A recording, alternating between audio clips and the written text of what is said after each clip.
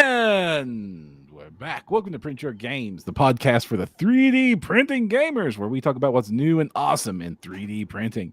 I'm one of your host, Jefferson J. Thacker, also known as Perm, and I'm joined by Kristen Sowards, also known as Lost Spheres. Kristen. What have you been printing lately? Because I ain't Well, been printing nothing. I will cop to my mistake. A couple weeks ago, Oh no! I chopped the tip of my finger off on a mandolin while I was making lunch. Okay, this is relevant. How serious are we talking about? Chop the end off, like stitched it back on. Now it wasn't wasn't much past like the edge of my fingernail, but like it was a good chunk, and my kitchen looked like a murder scene. Oh no! And I was at first I was like, I'll be fine. I'll just put pressure on it. It'll be fine. Fortunately, somebody else was there. An adult was in the room and said, no, we're going to the hospital because it definitely was not going to stop bleeding. Mm-hmm. Sorry if that was graphic for anybody who's listening to this, but I realized something immediately. I walked back in. I was cleaning up stuff, looking at the horror show, and I looked at the mandolin, and I had this moment where I was like, I have a choice. I can be afraid of that for the rest of my life, or I can use it tomorrow to make my next salad, which I did. And jumping right back on it and deconstructing a bad reaction was super key for me to realize I could get my Anycubic to work. And so after I went back and doubled back on my Anycubic. I did a little bit more research. I believe Alex had recommended shutting off the fan. And I believe it was Alex. It might have been a different listener, and I'm really sorry if I have that mixed up in my head. But where you can go in Cura, since we've been talking about Cura lately, you can actually go and set in one of the advanced options about layer height to turn the fans back on to cool stuff down. So what happens is you get a much more like hot melted surface to bond your stuff. And when I realized that was helping, but it still wasn't enough, I went in and realized I could also preheat my bed higher than the recommended base setting. So I actually started heating my bed up to 80 degrees Celsius.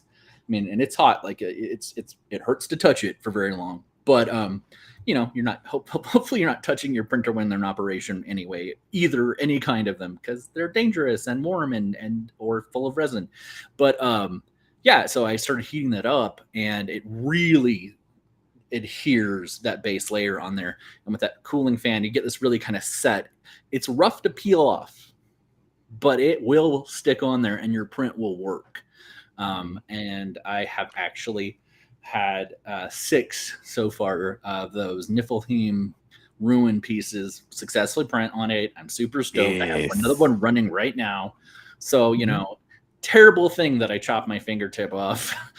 But it seems to be still alive, by the way. It seems that it worked. But more importantly, it gave me the impetus to actually step in and pick up that printer again and get it working. And, I'm still stoked that I have that Neptune on the way. And I will probably, like you, be running my dual terrain factory. But yeah, I got that to work. I'm super excited. I don't have to wait till who knows whenever our Neptunes are shipping to get some terrain pieces off there and hopefully be able to put together a pretty impressive ruin set for the 25th when I do that game. So that is my goal. We'll see if it works. But yeah, Niflheim printing up really good. I also did the new Artisan Guild troop. They're mind flayers. I don't remember what they call them, Salathi or something, but they're mind flayers and they look rad. And I printed up a tray of those. Unfortunately, because of this, processing resin is a little challenging right now because I don't. Oh, because you can't get the glove. How do you get the glove on? Right. So I've been trying to do everything one-handed, and I literally flipped up. I peeled a print off. Oh no! Fortunately, I've been having that problem with that lift on the side, so I could get in there with one hand with the little spatula, but it popped off and flipped and hit my bare arm. All sorts of resin residue on my bare arm. And as soon as that happened, it was like, nope, we're going to put that in a little dark space and leave it safe. And, decontamination protocol, full shower, full rubbing alcohol, did all the things. Nice. But until this is a little more healed, I'm kind of slowed down on my resin production. But fortunately, my my focus has been on getting that FDM stuff going, and I'm super stoked about it. So yeah, hopefully though I'll have some really fun pieces for playing at that thing on the 25th. And speaking of Alex has joined us in chat. Hey, Alex, good to have you back on the show.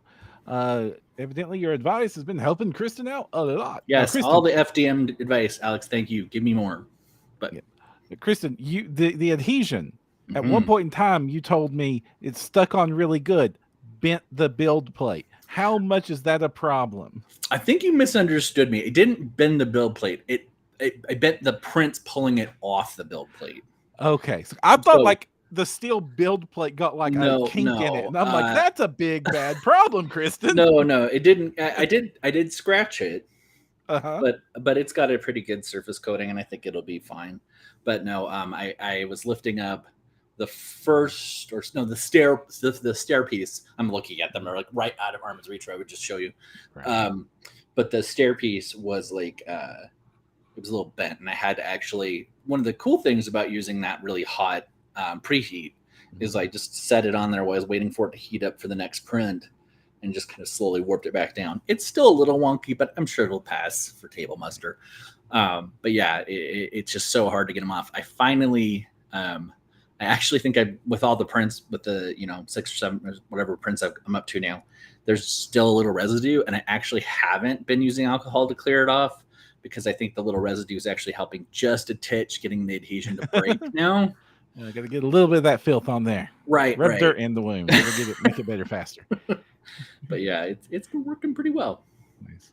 Now you're talking about printing the Ruin set from Asgard Rising that you got as part of the Niflheim Kickstarter. Correct. If any of our listeners, it's a great Ruin set. We love it to death. We shouted it out back when that Kickstarter was going. I shouted it out back when it was new. As part of just their Patreon. It is one of the things you get with their current Kickstarter, which is the Goblin Swamp Terrain plus Army Kickstarter. So great set of ruins. I highly recommend them. And so go check out that Kickstarter if you're interested. There's lots of great ruins out there, but this made me want to this is looking like it's in Skyrim. It's like I'm playing through Skyrim by looking at this. It's really good. Yeah, it's really good. It's going to dry brush up really nice. I don't know if this will show on my camera because my camera's not as cool, but if you look, and listeners, if you hear this, inside the crumbling ruins, it's not like just the broken thing. Like when I chip up my ruins really well, and you can get it aging and broken stuff, but this has like a whole second layer of bricks and stuff underneath it, and it looks so legit. Like you look at it and you're like, oh wow, you can totally see the top of that tunnel through the first thing, and like it feels so good. I can't rave enough about it. I'm super hyped.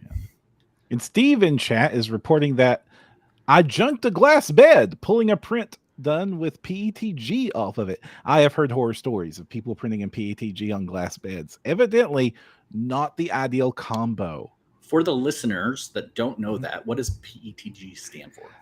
I have no idea what PETG stands for, but it's one of the filament types you can print at that has a high temperature. It's very strong stuff. Okay. I know that people print parts to go in car engines, like hoods for air conditioning vents and like things you're going to use in the auto industry, things that you want to be very strong and to not just melt when like it gets a little bit hot outside. Like PLA, which is the most common material and the stuff we most likely to print with, is first it's made out of corn and it's great stuff. It's good for the environment, and also it's cheap and prints at a low temperature and is perfect for our stuff. But if you leave it in your car's back door or outside in a hot sunny day on the asphalt, it will warp, and even any hotter and it will melt. And then you have really good stuff like PETG and ABS. That is fantastic stuff. PETG is like, ABS is great for strength and temperature, but it releases toxic stuff when you're printing with it, so you have to ventilate and be careful when you're printing with ABS. PETG doesn't have that problem. You have to print very hot to do it. Not all printers can do it, and several entry-level printers say they can, but they can't, or it's like really iffy. And it is known to bond with glass beds.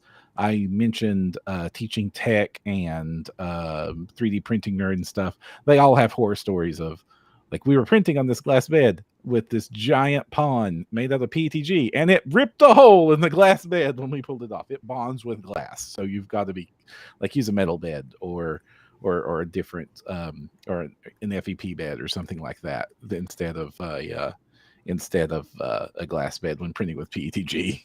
You ready to make fun of me? Here we go. It's polyethylene terephthalate glycol modified. Oh, wonderful. I love the names of all this stuff because it sounds like you could speak it like a supervillain and cackle.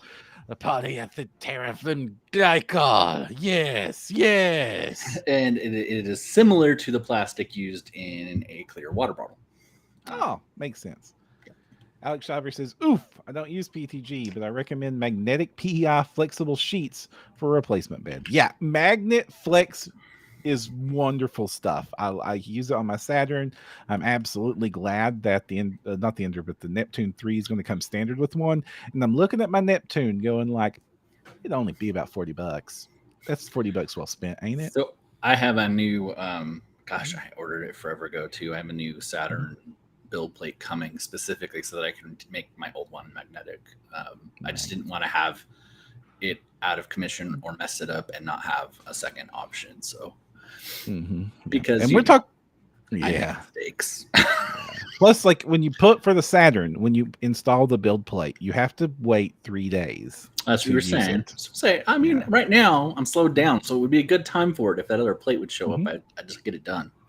Right. And I've done it. It's great, and it does take those 3 days. So give you some time. But we're talking about buying build plates, and I don't know if you've noticed gas prices and inflation. It's an expensive world out there, Kristen. Yeah, but I want to keep resin is raising in price. No. I want to keep printing though. I want new models. And while we have said in the past that you can save a ton of money printing your models, we ran some of the numbers during a recent episode. You can save a ton of money. I know me and you don't save a ton of money because like we join 1,000 Patreons and have a gigantic digital pile of shame because it's too good a deal to pass up. And when you do that enough, you might as well be buying a new box set from GW every month. I don't know that I'm still up to a Horus Heresy a month yet. So. I'm glad that we are still measuring all costs, no matter what, in boxes of Horus Heresy. But let's say you wanted to buy said box of Horus Heresy and you need to go a little lean on your minis. What happens when your budget is literally zero? We're talking about you've got the printer, you've got the resin, or you've got the filament, but you just don't got any money left to buy STL files. Where can you find some great free STL files to print? You want my first answer to that? Yes. What is your first answer? What's your go-to when it's time to get some free stuff? Well, this works badly on me, but shopping actually. You're like when you're looking at Kickstarters, when you're checking out Patreons, right? When you're going through and looking at all those options, almost everybody has 1, 2, 3, 4 free minis if you are willing to give up an email, which can be a fabricated one if you're somehow information sensitive. I don't recommend that because you're going to get cool updates from a lot of these creators, but there's the Kickstarters will usually have an incentive. Hey, check out a sample of our thing. Patreons. And so I would say look around if you're a limited budget, you're gonna have to research it to get everything cohesive or to make it as usable as possible. Since you're already doing that work looking anyway, just look a little deeper, shop a little deeper, and you will find people offering you stuff. And that's why I'd say to start, but I know you have a lot more specific and better resources. So let's hear them. But I think that's a really good thing to talk about. It's like, absolutely. Yeah. And it's a fantastic way to see if you like an artist or you like their models, if they're going to be the right scale for you, or you need to make some changes. Often these free models will actually be pre-supported, which is not going to be true of most of the free models I'm going to be talking about today. Right.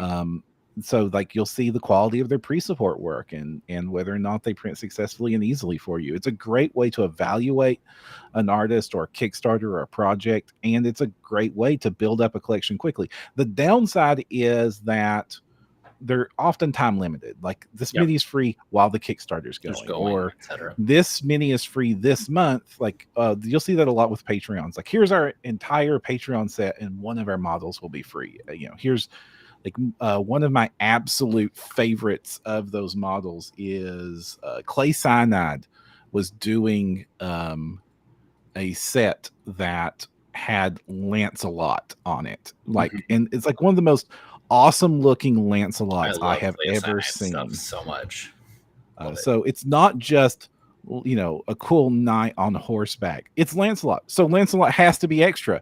So he is surfing that horse with the dual wielding swords.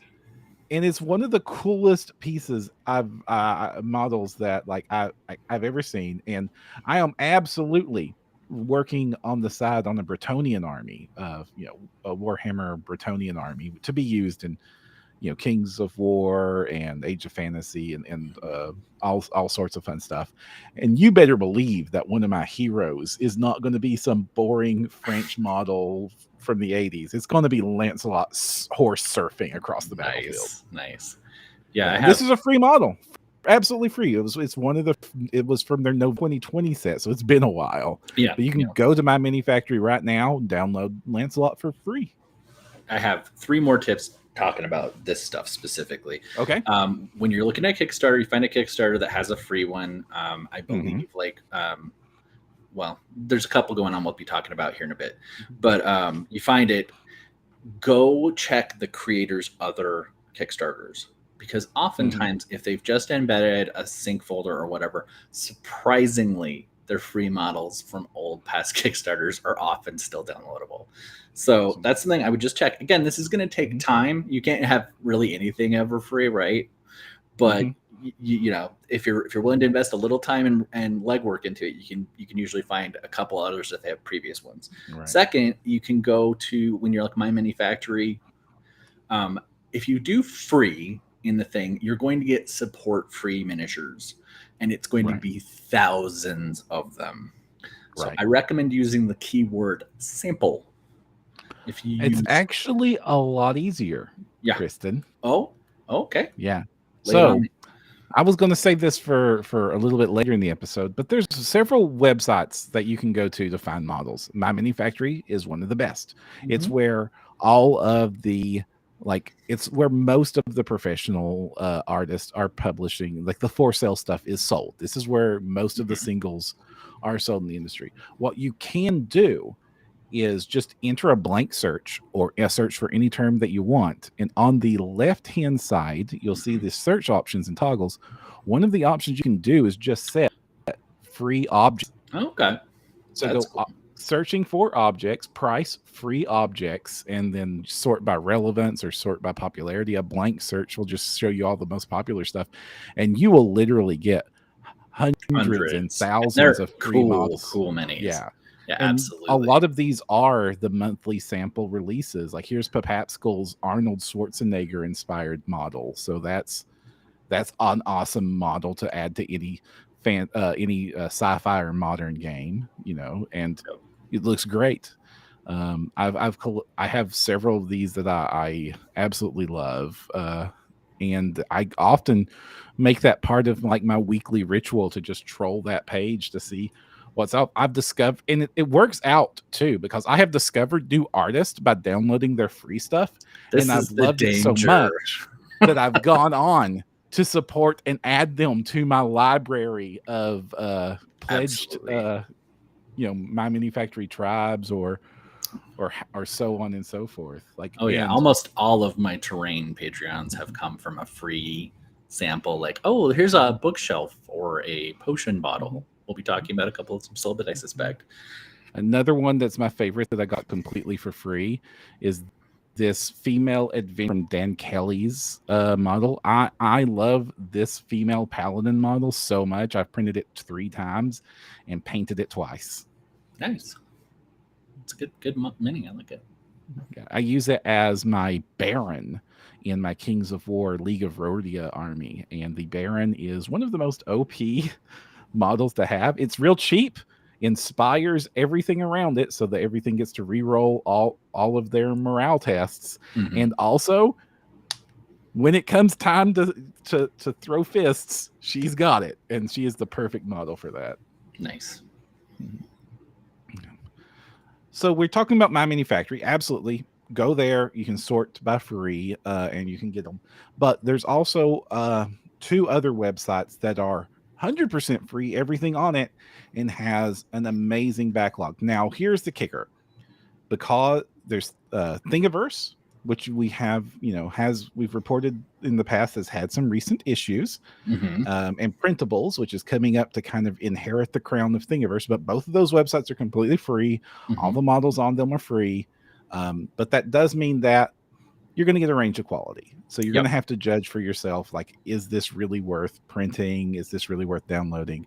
Yeah, not all the stuff is there. And also keep in mind, and not to be harsh to the artists, some of this stuff is ancient. Some of this stuff is from the way on before times when everything was printed in FDM, and the professional artists were not operating in this space. You weren't caring if there were polygon planes and stuff, because a lot of ripped from video game assets that have been repaired up to be printable. So you're going to see a lot of that on Thingiverse.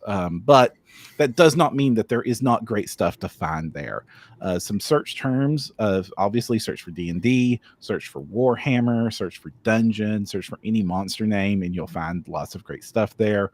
I always recommend sorting by popularity when you're doing these searches, because that's the stuff that's going to rise to the top. And also, in those sites, you can also what's been popular this month, so that yes, some of that stuff has been popular because it's been around since the never years, like that.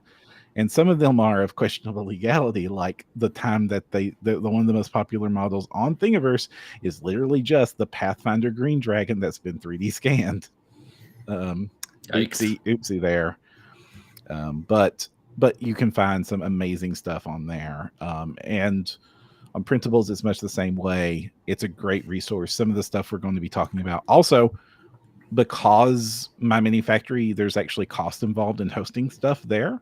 A lot of the free files from even the other artists will sometimes be here on Thingiverse or Gumroad or Cults. Yeah, Cults is another great website. And of all the 3D printing websites, Cult is the home of the Warhammer 40K proxies.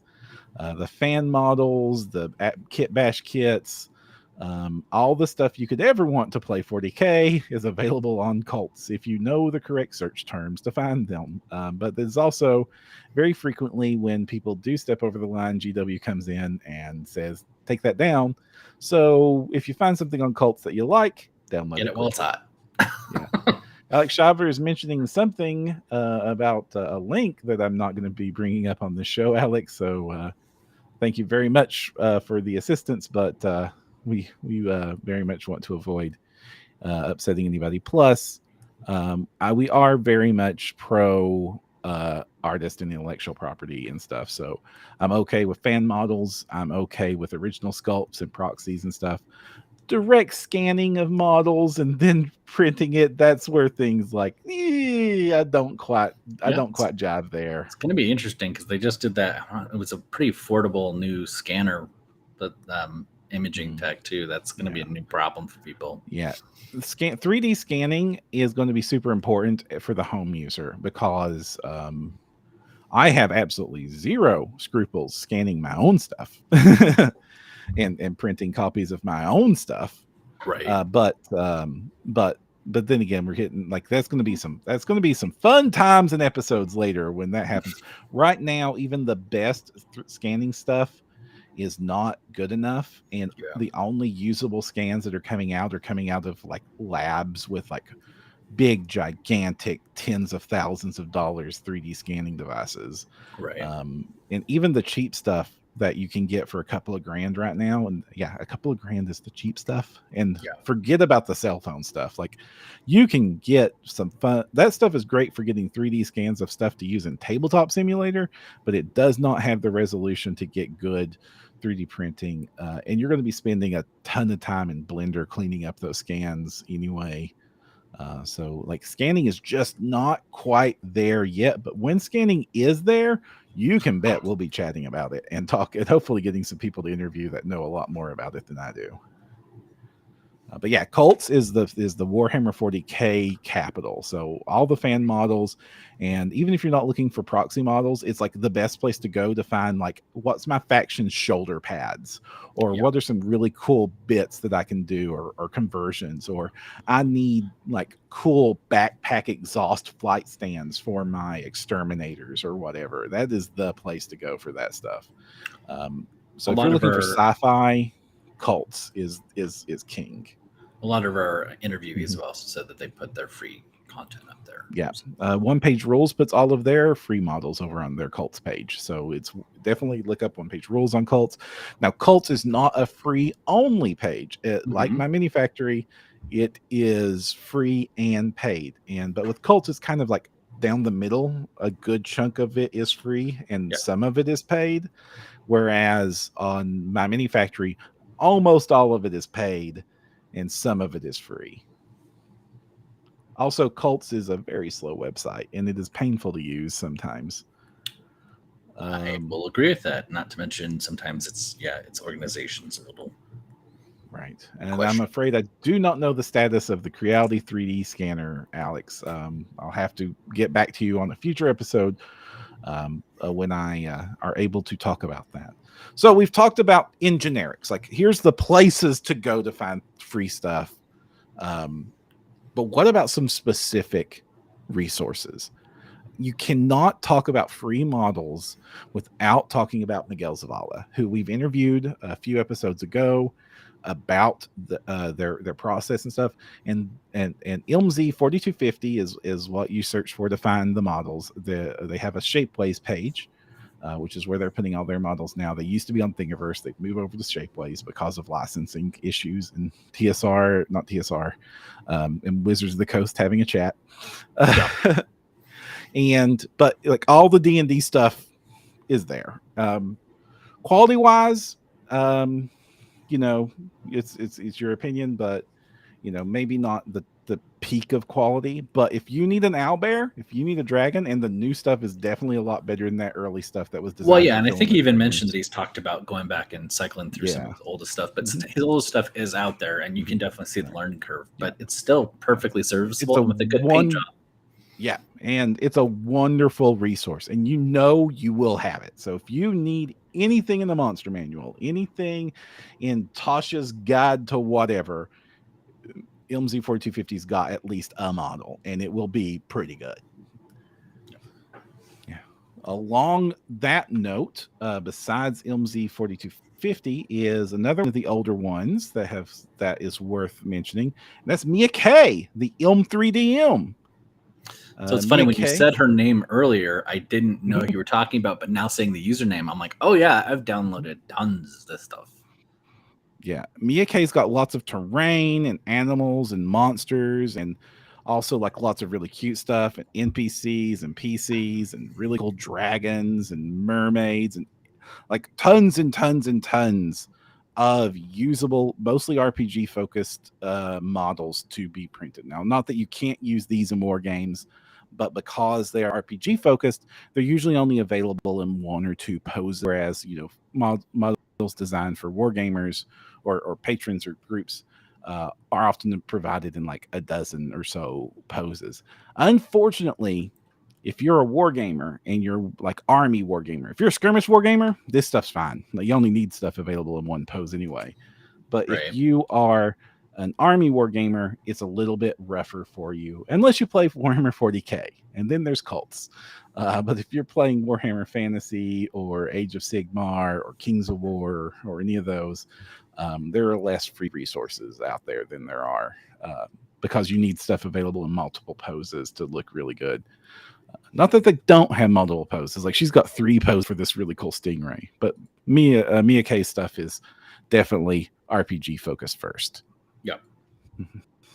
And finally, not the only resources I'm going to mention, but another one of like amazing amount of free stuff is Yasushi Kojin Studios. They're over on My Mini Factory primarily, and their stuff is just ridiculously good quality, just straight up. It always has been. A lot of the people showing off 3D printing will show off their models. They come in twos. They come completely free, unsupported, but the pre-supported version will cost you a couple of bucks. Yeah. So all their models are available. I think all their models. I actually have been backing their Patreon for quite a while. Awesome. Yeah.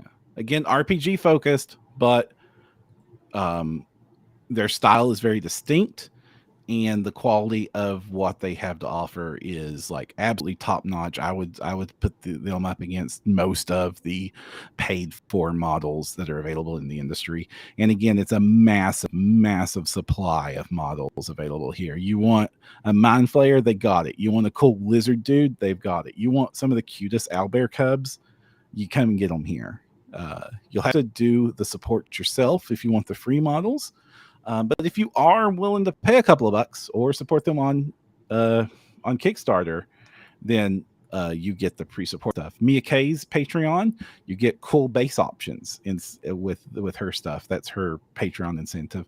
And Miguel Zavala has some Patreon exclusive stuff, and also the patrons get to vote on and request models be created. So there's usually a good incentive to support these people financially. But if you're in the hey, I got zero money this month, there's lots of free stuff available with these three artists that is worth checking out.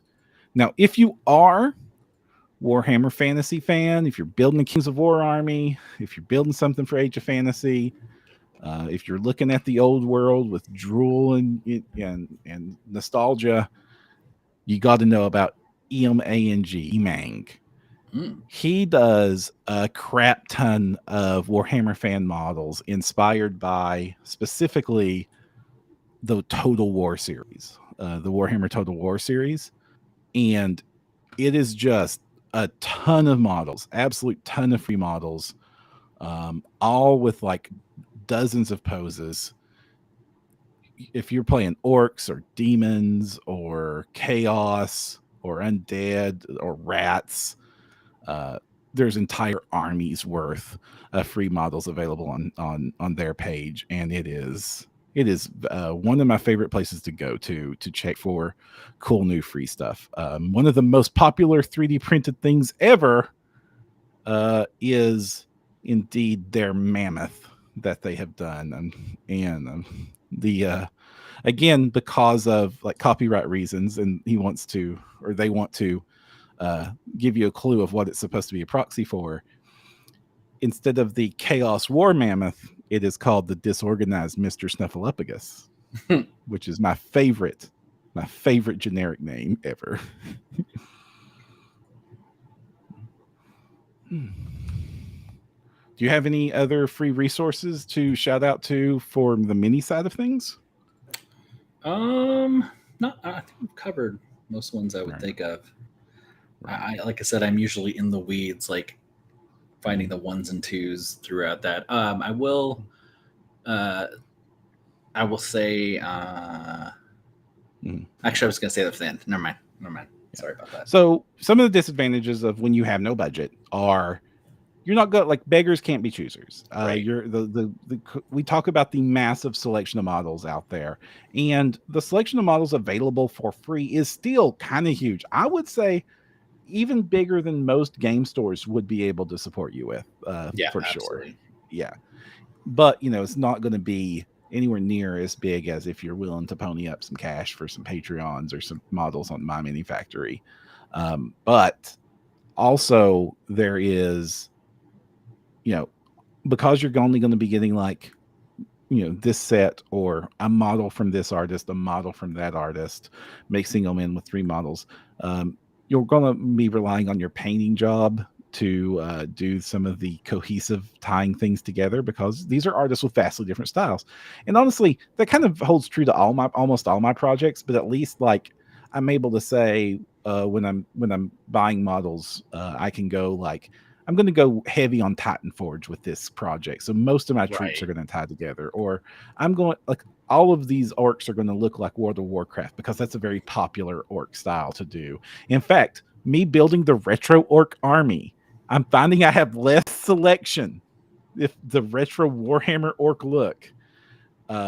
In order to make my orc army distinguish different from my sisters, I have less choices than if I would to go to World of Warcraft inspired orcs. And that is the only time that I've seen Warhammer have second fiddle in this industry.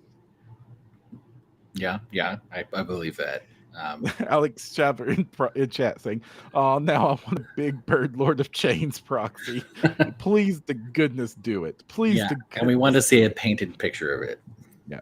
And hello, Ben Stanley. Thanks for joining us. We super appreciate each and every one of you for joining us. Oh, gosh. The other big disadvantage is a lot of these are going to be unsupported. And some of them might have errors on them. Like, that's not a huge issue. That used to be a worse issue. Make sure you're downloading something that's actually a mini. Their world is filled with video game rips that just are not printable because they were never even made solid. And what I mean by that is, in order for something to be 3D printable, it has to hold water. There has to be a solid object with no holes in it. But when you're designing stuff for video games and stuff, you can cheat. Like, the beard can literally be 2-dimensional, just floating in front of somebody's face. The clothing doesn't have to have an inside because you only have to worry about what the video game sees. It doesn't have to actually abide by physics. But stuff we 3D print absolutely does. And therefore, if you throw a model meant for a video game into your 3D printer, you're just going to get a failure and disappointment as it tries to print an infinitely thin wall that should be a leg. And then, like, you just have a print fail and you have to clean out your FEP, and it's just a bad day. It's a bad day. It's a bad day for sure. Your slicer should warn you if you listen to the warnings when that is about. But, just be a little bit careful. And like we said, you're going to have to support a lot of these yourself. So, like, use Lachi auto supports or Prussia auto supports if you're new to supporting stuff. That's a little bit easier way of handling things. Or just learn how to support stuff, because that's a skill you're going to, greatly appreciate as part of this hobby, is just learning how to support your own models.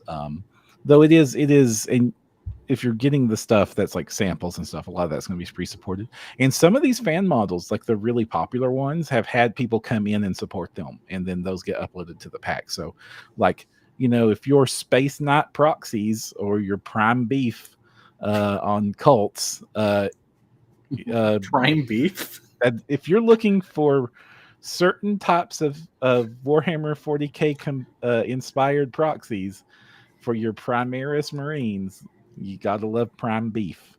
I would think you would get something else on that search, and that's all I'm going to say. Keep the safe mode toggled on, please. I just about sprayed Mountain Dew all over my mic. Some of those are actually pre-supported, and that's great awesome. By the community. But for a lot of the stuff, like, there's a free model on our very website of me and Kristen as hobbits with a very cool owlbear and a cart and a kobold driving a cart. That's absolutely worth printing, and it's free. It's not pre-supported, because in order to pre-support something and then distribute it as a business, you really want to, like, test print it, and you're dealing with customer support issues. You want to know that that's going to work, and that means either doing a whole lot of work yourself, or what everybody does, hiring one of the companies that do that stuff for you. There are actual whole companies that do pre-support works, like Atlas Support Solutions, like Table Flip Foundry, friends of the network. They do support solutions as well for some of the Patreons, and there's just like individual support artists out there that do this work as well. And that is valuable. That is a skilled service. And what you end up with a professionally supported stuff is like the least amount of supports. I support a lot of my stuff because I do a lot of kit bashing and customs. And if you're willing to do kit bashing customs, then the world of free stuff opens up even wider, because then you can have all the poses you want, and you can customize these things to be perfect, even with limited resources. But like when you look at my stuff, it's like there's 100 supports on this model, and I probably didn't need that many because I just want to know it's going to print. I don't need to have the least amount of supports possible. But when you look at some of the stuff that these support companies put out, there is like razor thin line of supports across this sword, and I don't know how that happened or how that worked, but goodness, it printed perfect every single time. Oh, and that's minis. But you know what you need? You also need terrain. You need some free stuff to play on. And there is lots of really cool free terrain out there as well. If you're searching all the sites we just talked about, you'll find terrain in those searches. You can search for cool house or cottage, or another search term is Voz mode terrain. That is a fun, like it's Voz mode printing is when your printer ignores the middle of a print and just prints it as a vase, as a hollow shell in rings all the way up.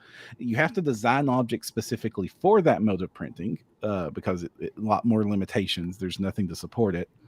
But people have designed some really cool terrain pieces like ruined buildings and farmhouses and stuff and towers and stuff that can be printed this way, and it prints stupidly quick. It prints so fast, and that's the big advantage, is it just prints so fast, and that's great. So and a lot of that is available for free over on Thingiverse, and I hope that some of that stuff's made it over to printables.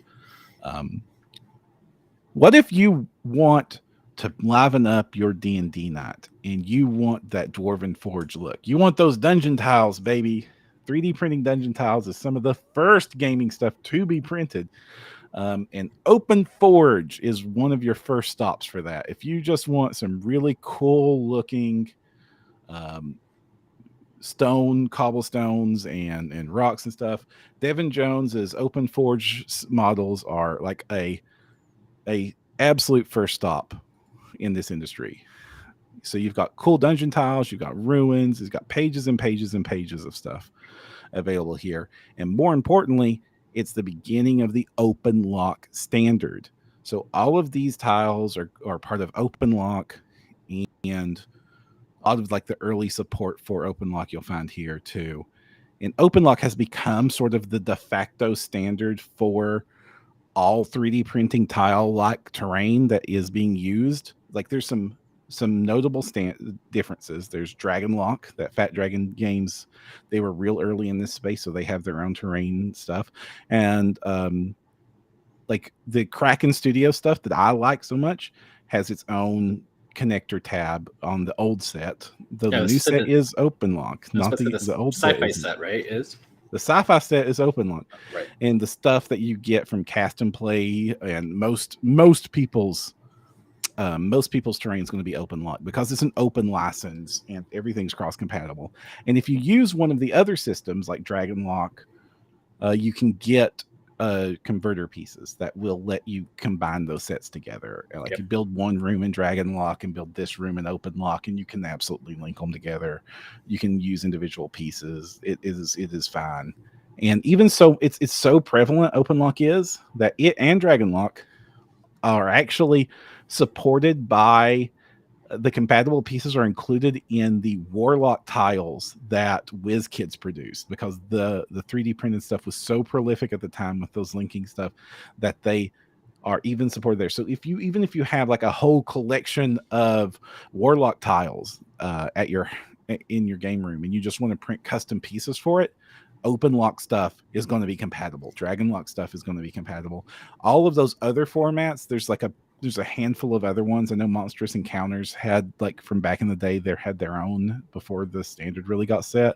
So those have conversion connectors too. And those connectors are usually made of a slightly more flexible plastic, right?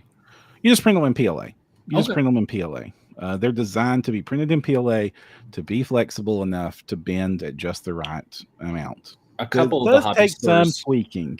A couple of the hobby stores around here also just sell little bags full of them they're cast plastic. So that is a part that I'm absolutely willing to just go on Etsy and order 500 of instead of printing it myself, because that is tedious and long, and I'm not into that.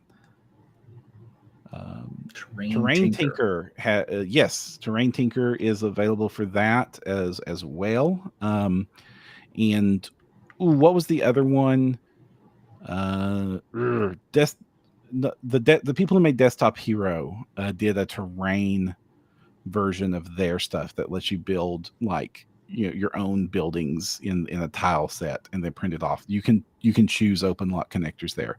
OpenLock is basically everywhere. Now, not everything available in OpenLock is free, but there's a humongous amount of it that is, and all the OpenLock stuff is cross-compatible. So if you buy the cool Midnight Castle set from Cast and Play because you want to build a Strahd-like dungeon like that I might be working on right now for reasons, it is absolutely completely compatible with all the free OpenLock stuff that's out there. Very cool. Another set that I want to draw attention to that is completely free is the Dungeon Sticks collection.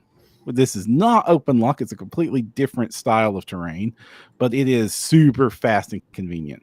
So Dungeon Sticks, instead of printing, like OpenLock is like traditional dungeon tiles. You print your floors and your walls. Sometimes the walls are connected to the floors. Sometimes they're separate, but you use little clips to tag them together. Yep. Dungeon Sticks are freestanding wall segments that are have like little end and barrel connectors on the ends, so that you can link them together and make you can quote unquote draw out your dungeon by just like you put a textured map on the floor. The piezo flip maps, the blank ones, are perfect for this. There's lots of blank ones or ones with like cool textures that you can get, and often the reverse side of a flip map will just be a blank texture while there's a cool stuff on the other side. Yep. So those are all perfect for this. And basically you print these as wall segments and then just sort of drag them out of where you want the wall to be for your dungeon or for your building. They're available in lots of styles. They're all free. You got your flagstones, you got your wilderness, you've got this weird undersea coral one, you've got caves. Cool. The caves is probably the best one because with traditional tiles, you can kind of recognize the squares and stuff when you see them on the table. But Dungeon Sticks can do a better believable cave system than most cave tiles can, because you can the can barrel on those, so you can basically just put it out in any weird amalgam cave you want, and then just on top grid, of a cave texture. As long as the color's believable. Yeah, and it looks like a better, and they're cross-compatible with the other stuff, and there's no reason you have to be stuck with one solution or the other. I love to say these Dungeon Sticks print you can get a whole dungeon's worth of Dungeon Sticks printed a whole lot faster than the equivalent dungeon tiles, because you're just printing, they're basically half hot walls with doors and pillars and stuff. So these print really fast. Also, you can print these in resin fairly easily. I was about to say, is it resin preferred, or would you say it's designed for FDM? It's designed to just supportless FDM is what it's designed for. But I have successfully printed these off in resin without too much difficulty. Just a little bit of supporting. Too big, so they shouldn't be too difficult. I was able to print these in resin on my old Mars printer, to give you an idea. Okay. So, how come I've never seen these sets, man? I don't know. They also have, for both OpenLock and Dungeon Sticks, and most of these open formats, they have like the blank connector templates so that you can get these models, come in with your own terrain. Or let's say you really like the Midnight stuff from Cast and Play and want to make it Dungeon Sticks instead of OpenLock. You can pull those models in Blender and like combine them with these connectors and make your own custom kit bashed terrain that is completely styled to how you like to do your stuff, instead of having to do it one way or the other. The advantage of 3D printing is the customizability. That is, being able to do that yourself with just a little bit of knowledge is one of the best parts of this whole hobby. Okay. Now you have a couple of links here. One is Ether Studios. Ether Studios, yep. Tell me about Ether Studios. Well, one of the things, they're huge, and I think it's mostly Dragonbite. They might have some OpenLock stuff too, but they're usually, I've always seen them on Drive-Through RPG, actually. And I used to be so frustrated before I had a 3D printer, because oftentimes they would come up in searches I was doing for their stuff. But if you go click on the right there, you've just pulled up their page, click on the right on the price, They have a copious amount. If you click on up the black, there's this price in the white text. It's a button. Right. It says pay what you want. Yes, there are a ton, and I mean a ton of pay what you want and free sets. And they're usually like one piece of a bigger set, but they usually have, you know, a bunch of tiles. And if you have a 3D printer in time, even 4 tiles and a couple walls can turn into a whole dungeon. And then if you really like the set and want to, you know, splurge a little bit, and their prices are actually very reasonable if you do pay for them. And obviously, if you can afford to pay their suggested, I would do it. But huge amount of resources, tons of themes. It's mostly FDM oriented, but you could probably still print up quite a bit of it in resin too. But you know, they have tons of big buildings. I mean, like, and some huge stuff. There's big temples and altars and stuff. But then I think with the connectors, because you could do the dragon bite to open lock connectors. And you could attach it to your warlock. You could attach whatever, and they have just so much stuff, just so much. I would totally recommend going on Drive-Thru-RPG and checking them out. And I also believe they do pay what you want Kickstarters too sometimes. So I would keep an eye on that as well. There's a lot of pay what you want Kickstarters that have been coming out where it's like just one building, right? You know, pay 5, 10, whatever you can. I've been doing the house. malt shop ones. So I figure eventually I'm going to do a supers game that I want like malt shops and service stations and things like that. You know, you gotta endanger people for the heroes to be heroes, right? So, right. And the next one is Legend Games. Legend Games is a Patreon, and they have an MMF store and stuff. The thing I would say is weird about them is a little bit of it's gated. Their Patreon has quite a bit of free content if you subscribe to it. But they also have a website that usually has like a free thing of like the month or whatever. So it's one of those things you just go keep checking. Sometimes it's a barrel or it's bookshelves, or I think right now there's a necromancer orb that's pretty cool on there that you can grab for free. But their whole focus is terrain. So they're always really nice pieces, really high quality. And they're actually somebody I totally found through looking for free stuff and ended up liking. They have a really cool dark elf set. Unfortunately, the free files for it are gone already. But it's still, I think it's only like $10, and if you're a patron, it's like $5. But still like a lot of fun, flavorful stuff. They're very themed. I've really enjoyed just kind of checking in on them now and then getting some cool free stuff. Right. And your last recommendation is something I'm actually familiar with, which is 3D hexes. Tell me about 3D hexes. Again, terrain focused. They have a tribe, I believe, and maybe a Patreon. I know they definitely have tribe. But one of the things I thought was cool, because we're talking about budget, is they actually have free terrain rollers where you can go in and then like make some foam stuff if you're like willing to like go full DIY stuff. But they also do free other terrain. They usually have samples from each of their current sets. But you know, super terrain focused, and again, very, very flavorful. Stuff constantly coming out, and I do actually recommend their Patreon and tribes as well. So I have bought their texture roller kits before, and for making tiles out of like dollar store farm core. If you want to live that DM Scotty lifestyle, you can absolutely do that with these. It's fantastic. If you've seen like videos where people have been using the texture rollers from Green Stuff World, like Black Magic Studio has done videos on that, DM Scotty's done videos on that, Wylock has done videos on that. You can 3D print texture rollers and make those tiles yourself or add details to your bases. It's a great resource to print a small thing, and also these print wonderfully in resin. In fact, I kind of prefer my resin print versions to my FDM print versions of these. I would agree. I would actually get the layer lines. Print these in resin for sure. But they do eat a lot of resin, so do not do what I did and fill my Mars up and put 8 of them on the build plate because they fit and expect it to print, because that doesn't happen.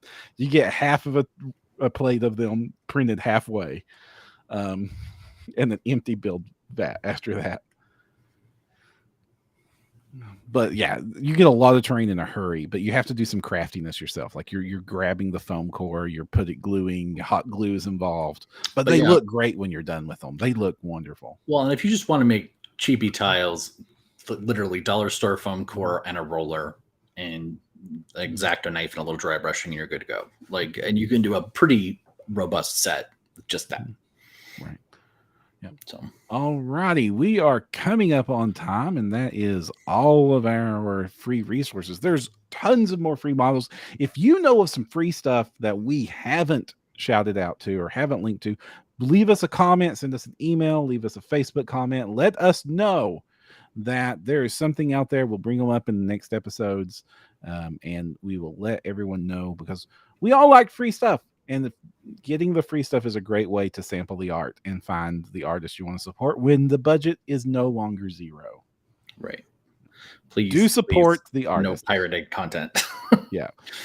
Do support the artist as you are able to. We want wonderful art. We want creators to succeed and flourish in this space so that we keep getting the massive creative selection. But you know, your budget is what your budget is. Don't put yourself out there more than you can afford, and do take advantage of what is available out there for free. It is a great way to learn, to build up a collection, to not feel like you have to have 1,000 Patreons. Like it is, I think it's better to lean on the free stuff and have 1 or 2 Patreons that you really, really like the artist than it is to have like 12 Patreons going, and that you never print. Not that we've done that. I know what you're talking about. Now, speaking of Patreons that will never print, actually, no, I really want to print these, but they're going to be big boys. For the shout outs, I wanted to shout out Lord of the Print set this month. It's so good. Lord of the Print and me have a relationship where I love their stuff, but it's often impractical for me because these are gigantic sculpture-like models that are. Lord of the Print goes huge. When they build dragons, it's like it'll fill up your bookshelf with one of these babies. And often the poses are very awesome, but not conducive to game table. At least like not conducive to wargaming table. For D&D style, still a little bit hard. Some of them, but some of them, yeah. But I will say though. Go ahead. Go ahead. No, you could. They have a set this month called Highest Peaks and Lowest Caverns, and it is just awesomeness. It has some of 3 of my favorite monsters ever are in this set, which are the Behir, which are, for those of you who do not know what a Behir is, it is basically a very long, multi-legged lizard that eats dragons as their favorite lunchtime. It's a cool looking model. It's massive, it's detailed, it's the best looking Behir I've ever seen, and you get it available in young adult and ancient varieties, which is a common theme with Lord of the Print, or as I also like to call them, I can use that in the game. That's a bit big and there's no way on earth I have the shelf space to print that one. Yeah. Though I have had success shrinking their stuff down. Like I have like the look of the ancient stuff, knock it down like to 40%. It'll fit on a gargantuan base. One of the big spiky ones for my friend Solar Dragon. We shrink it down a little bit. Yeah. They've got some chimeras that look awesome. I mean, manticores, not chimeras. So there's 3 poses of chimeras or manticores. I always get those confused. And Umber Hulks, 3 awesome looking Umber Hulks, as well as like a slew of 3 keen warriors if you want to have some ant boys, and little other what are they called? I forget what they're called. The little blue boys at the bottom. I love them so much, but I never remember their name. With Spelljammer coming out, the Thrycreen, I think these are going to be some of the coolest figs you can get for Thrycreen characters from Spelljammer. So I would definitely get it just for that myself, and I did. Right. And also a steel dragon available in 3 sizes, and that looks amazing. And you can paint it up as a steel dragon or just any color dragon you want, because that's the cool thing about painting your own models. Amen. They're whatever you want them to be. I just love this set. Lord of the Print always teases me because they do the best giant epic monsters, and I just don't always need giant epic monsters.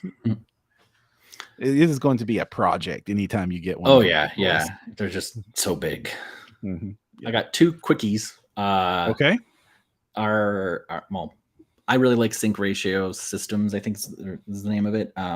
They did Where Legends Stand and Where Legends Fight, Religion's Fight number 2 is coming out on the 13th, I believe, right before our next episode. So this is a terrain kit, right? Yeah, terrain and bases. Their first stuff was mostly bases, but these are more terrain and and just really cool, flavorful sets. I think there's 4 or 5 sets in it, and maybe some stretch goals.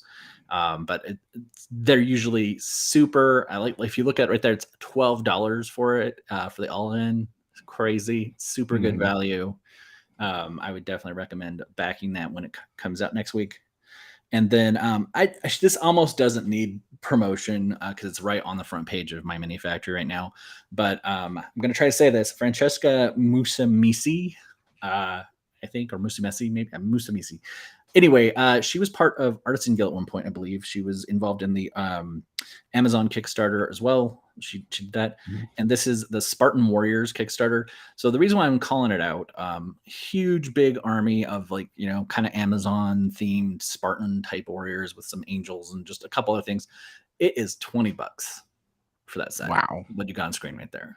I mean, it's massive content for the price tag, and stretch goals and stuff probably as well. And I believe you can also snag a 50% off code for the Amazon's campaign if you missed that as well. So wonderful. Yeah. And if you want to support us, you can do so by giving us a review on iTunes or Spotify, giving us a like, a subscribe over on YouTube, and also following us on Facebook or spreading the word. So the thing that absolutely would help us most is definitely iTunes reviews and Spotify reviews. Those help us the most right now.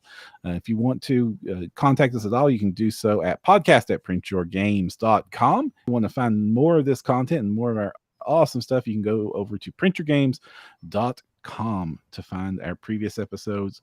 The free owlbear miniature that was hosted provided us from Dusk Realm Miniatures that we had on for a special interview, and that's the best we can do.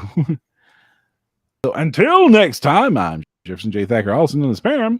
I'm Kristen Sowards, also known as Lost Spheres, and don't forget to use your screen protector.